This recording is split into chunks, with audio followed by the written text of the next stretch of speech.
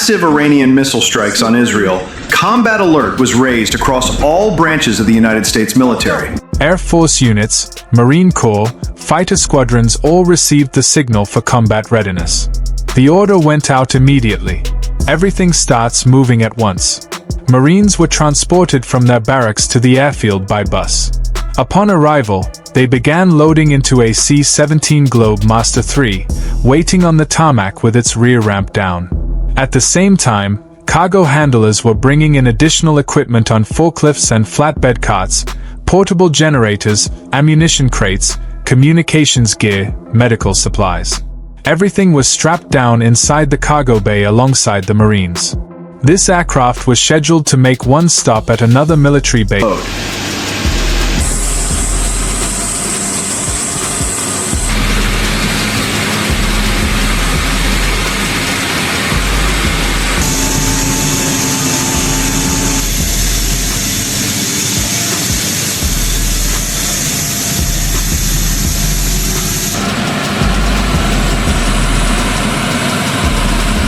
To pick up more personnel and equipment before heading to the Middle East with a full load.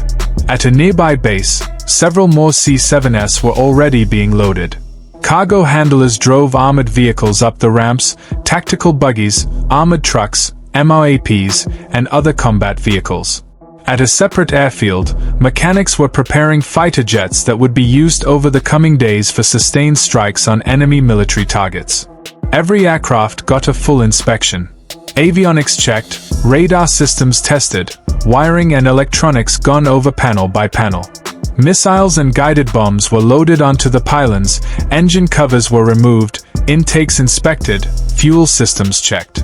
These fighters needed to be in perfect condition for continuous combat sorties over the next several days. Meanwhile, at another location on the base, soldiers were in the hangar going through their personal gear. They packed their duffel bags and rucksacks with everything they would need for an indefinite deployment: uniforms, boots, hygiene kits, personal items, all packed and ready. These soldiers were not going on a short rotation. They were being sent to a military base in the Middle East for an unknown period of time. Nobody had a return date. At dusk, the order came to prepare for boarding. The soldiers formed up in columns outside the hangar and began marching toward their assigned aircraft. They walked up the ramps and took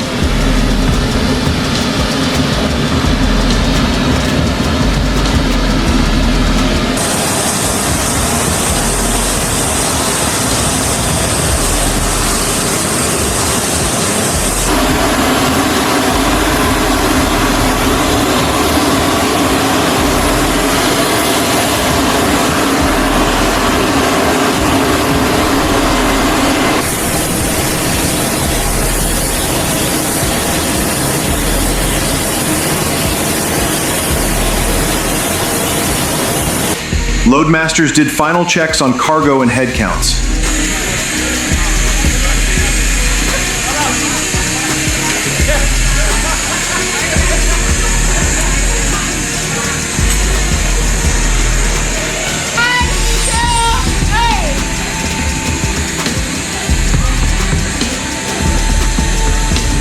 Loadmasters did final checks on cargo and head counts. The ramps closed.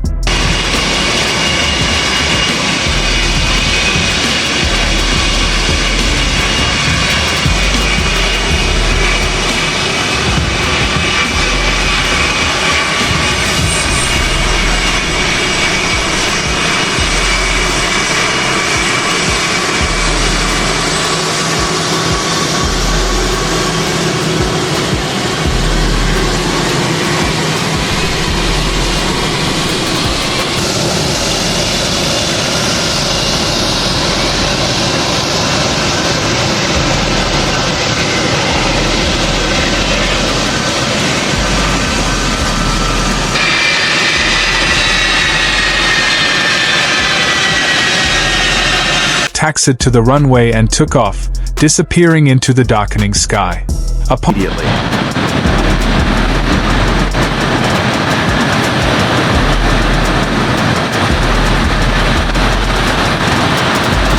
On arrival in the Middle East, the C-17s landed and the unloading began immediately. Ramps dropped. Soldiers filed out. Vehicles were unchained and driven off. Cargo pallets were pulled out by forklifts. Everything moved at an accelerated pace. These same aircraft would be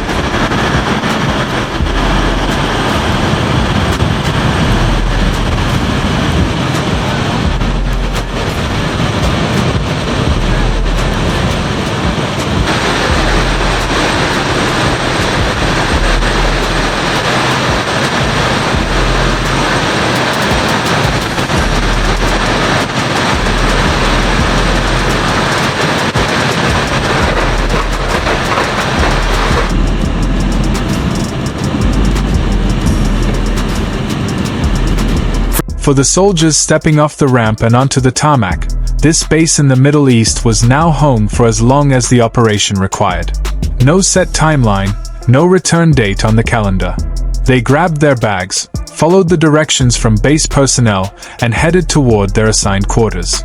The build-up was underway, and more flights were already inbound. On the airfield, the maintenance crews worked around the clock preparing fighters for combat sorties.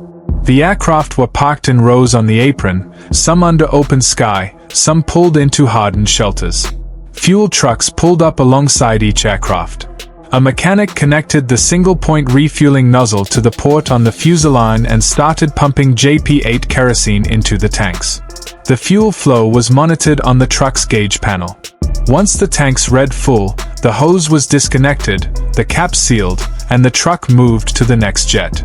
Weapons teams brought ordnance on loading carts. Air-to-air missiles were lifted onto the wing tip rails and locked into place. Guided bombs were mounted on the underwing pylons using hoists. Each weapon was connected to the aircraft's electronics. The wiring harness was plugged in, the data link confirmed, the arming pins inserted with red flags hanging from them. The pins stayed in until the aircraft was ready to taxi. Every weapon got a visual inspection after mounting. The team checked the mounting lugs, the release mechanism, and the alignment on the pylon. The process repeated for every fighter on the line. One aircraft after another went through the same sequence: fuel, weapons, airframe, avionics, flight controls, engines. By the time the pilots arrived for their briefing, every jet on that ramp was fueled, armed, and ready.